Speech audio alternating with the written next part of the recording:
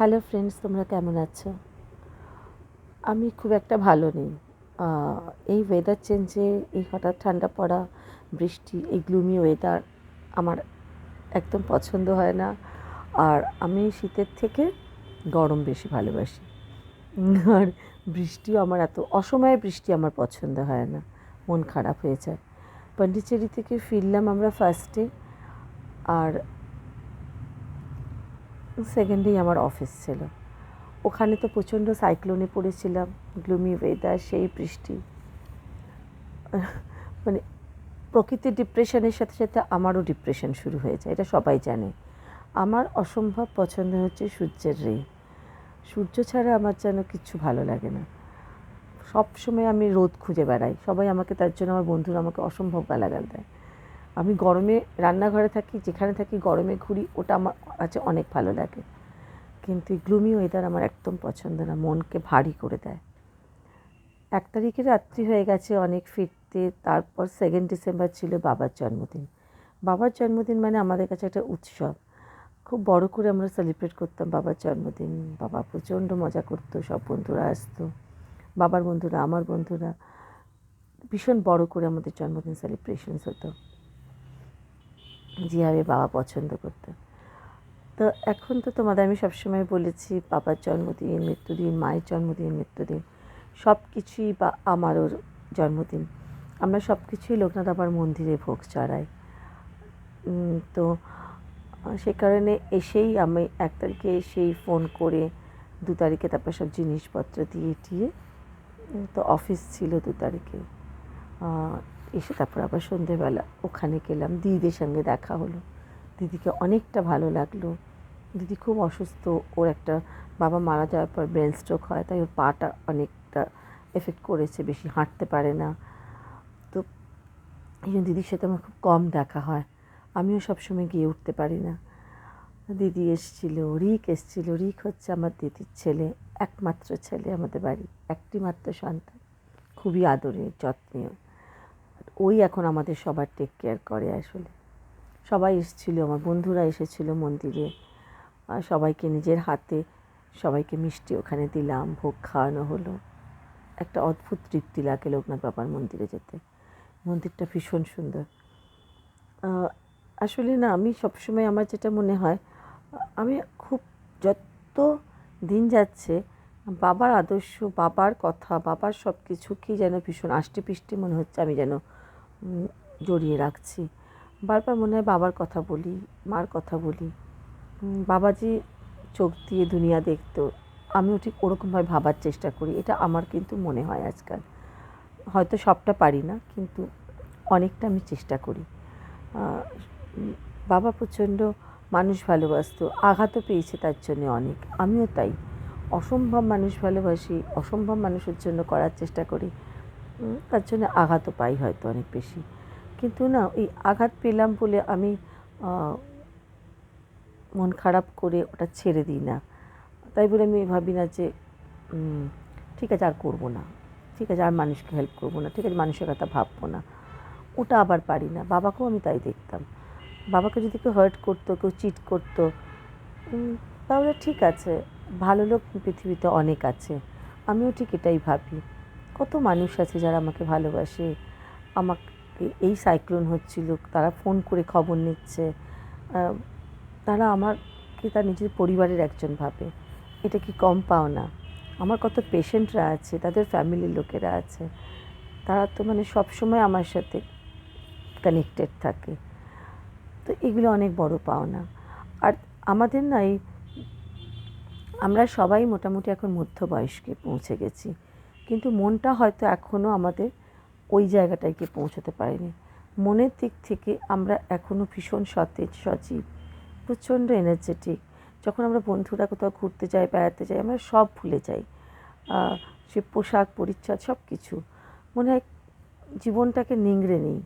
যেটুকু সময় আমাদের হাতে আছে আমরা প্রত্যেকটা মোমেন্ট এনজয় করি। আমি নিজে নিজেই নাচছি, নিজে নিজেই সমুদ্রের সামনে নাচছি, নিজে নিজেই মজা করছি, সব কিছুতেই। মানে আমি খারাপ লাগাগুলো, কষ্টের দিনগুলোকে অত মনে করে আমি কষ্ট পেতে আর চাই না। তার থেকে বরং যেটুকু ভালো মোমেন্টস আমার জীবনে আছে আমি সেগুলোকেই চেরিশ করতে চাই। তার জন্যে কী হয়, তুমি দেখতে পাবে আমার সব ছবিগুলোতে, বা আমাকেও তোমরা যদি কেউ একটুখানি ফলো করো বুঝতে পারবে আমি অত কষ্ট নিয়ে বসে থাকি না। কষ্টগুলো আমার আছে, ওগুলো আমার স্ট্রেংথ বাড়ায়। আমি যখনই কষ্টগুলোর কথা ভাবি তখন আমি আরও অনেক বেশি শক্ত হয়ে যাই, অনেক বেশি স্ট্রং হয়ে যাই। এটা আমার হয়। আমার আজকে মনে হলো তোমাদের সাথে একটু কথা বলি। প্রতিদিন এই ব্লগ, ছবি দেখানো, এই দেখানো, ভয়েস ওভার করার থেকে ডাইরেক্টলি একটু তোমাদের কিছু বলি। তো বাবা ছিল ওই রকম, প্রচুর আত্মীয় স্বজন, নিজের বোনেরা, নিজের বাবা মা, সবার কাছ থেকে বাবা অনেক আঘাত পেয়েছে, কিন্তু নিজের পথ কখনো বদলায়নি, নিজের স্বপ্নকে কখনো ভেঙে ফেলেনি। স্বপ্ন সবসময় দেখেছে, প্রত্যেকটা মুহূর্তে স্বপ্ন দেখত। আমার কাছে যেন ব্যাপারটা, আমি ঠিক কীরকম তোমাদের হয়তো আমি ঠিক এক লাইনে বোঝাতে পারবো না। আমার কাছে লুকসটা কিন্তু অতটা ম্যাটার করে না, মানে আমার মনটা অনেকটা বেশি ম্যাটার করে। কাকে কীরকম দেখতে, বা কার কী স্টেটাস, বা কার কী ক্লাস, বা কার কী পয়সা আছে, কে কত বড় গাড়ি চললো, কে কোন পজিশনে চাকরি করলো, এটা আমার কাছে অত ম্যাটার করে না। আমার কাছে ম্যাটার করে মানুষটা কেমন, মানুষে অন্য একটা মানুষের সাথে কানেক্ট করতে পারছে কি না, অন্য একটা মানুষের দুঃখ সুখ আনন্দর সময় তো সবাই থাকে, কষ্টের সময়টা সে শুনতে পাচ্ছে না কি, সে কষ্টের সময়টা দৌড়ে তার পাশে গিয়ে দাঁড়াতে পারছে কি না, এইটা আমার কাছে আবার খুব ম্যাটার করে। আমার সব বন্ধুরা, কলেজের যারা বন্ধুবান্ধব, তারা সবাই বড় বড় পজিশন হোল্ড করে, অনেক বড় বড় পোস্ট হোল্ড করে। আমি হয়তো তাদের তুলনায় খুবই কম জায়গায় আছি, কিন্তু বিশ্বাস করো আমি যে জায়গায় চাকরি করি, বা আমি যেভাবে বড় হয়েছি, যে পরিবেশে বড় হয়েছি, প্রচুর ভালো ভালো মানুষের সান্নিধ্যে আমি এসেছি। তোমরা হয়তো বিশ্বাসই করতে পারবে না, বা কখনো যদি গল্প করি তোমরা হয়তো ভাববে বাবা তাই তুমি এর বাড়িতে থেকেছো, বা এইভাবে তুমি তোমার ছোটোবেলা কেটেছে, এরকম নিশ্চয়ই তোমাদের বলবো কখনো। তো বাবার কাছে সেটাই ভীষণ বড় ব্যাপার ছিল।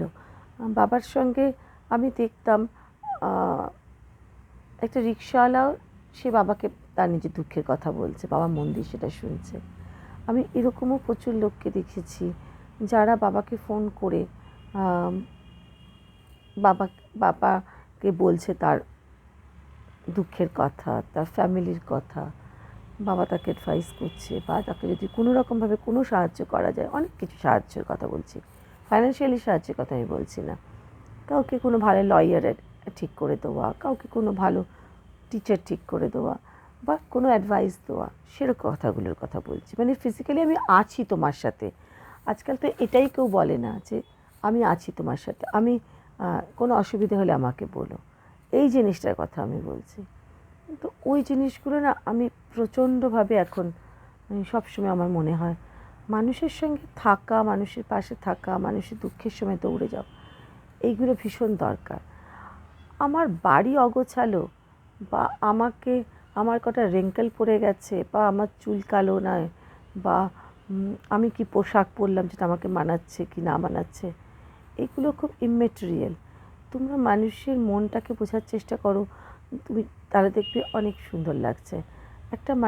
অনেক মানুষের মেন্টাল হেলথের প্রবলেম থাকে, ডিসঅর্ডার থাকে, বাইপোলার থাকে, তাদের কাছে থাকা, তাদের পাশে, তারা অনেক সময় অনেক মুড সুইংস হয়, অনেক রকম তাদের অ্যাটিটিউড প্রবলেম হয়। সেইগুলো আমি এই সেক্টরে কাজ করি বলে এগুলো এখন অনেক বেশি করে বুঝতে পারি। তো তাদের পাশে থাকাটা না খুব দরকার। আর আমি সবসময় মনে করি আমি কাদের থেকে বেশি মনে জোর পাই যেন, যারা আমার থেকে আরও কঠিন পরিবেশে রয়েছে, তাদের লড়াইটা আমি দেখি, তখন আমি ভাবি আমি তো অনেক ভালো জায়গায় আছি, ওদের তো আরও কত কষ্ট। আমার চারপাশে থাকা অনেক মানুষ আছে যারা আমার থেকে অনেক কষ্টে, তাদের লাইফ কাটাচ্ছে, কিন্তু আমি তাদের দেখি, তাদের থেকে আমি অনেকটাই মনের জোর পাই বলতে পারো। তো বাবা সবসময় বলতো তুমি দেখো কত লোক রাস্তায় পড়ে আছে, দেখো কত লোক একটা জামা কাপড় পাচ্ছে না, তুমি